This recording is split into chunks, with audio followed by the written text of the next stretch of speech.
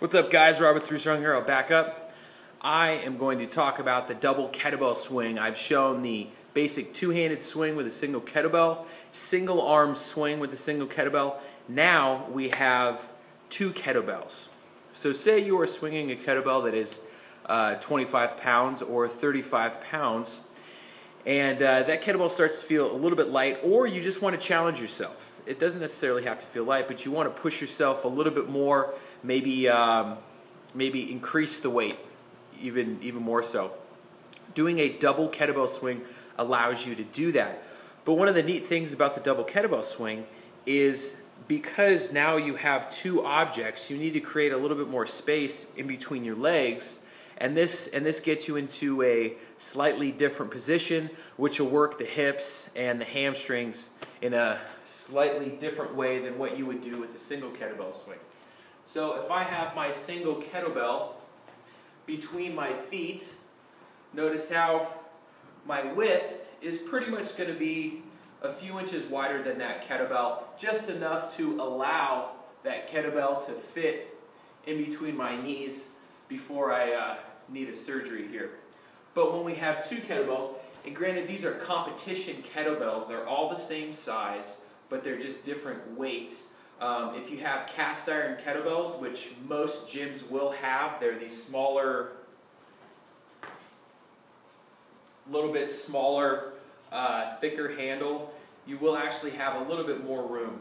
But anyway, you will have a slightly different stance.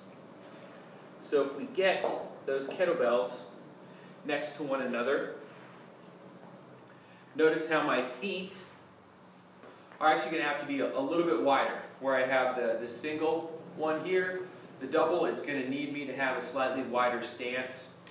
And so as I'm going down, I need to push those knees wide to create that space. Show that side here. So with this one, to get those kettlebells up, that's, one of those is 35 pounds. Two of them obviously is 70 pounds. So I need a lot more leg drive, a lot more power to be able to get that kettlebell up, or those kettlebells up. When you have a single kettlebell, your hands are parallel and the palms are facing backwards. When you're doing single arm swing variations, you're pretty much going to have that same grip. The palm is going to be facing backwards. When you have the two kettlebells and then you have both of those handles, you can't get your hands right next to one another. You run into that little block there. So if we see this, the handles, that creates kind of a big little roadblock there with the legs. So if I turn my hands parallel to one another and I pull those handles in, that actually creates a little bit more space. It's a little bit more comfortable to be able to do those hard, powerful swings with those heavy weights.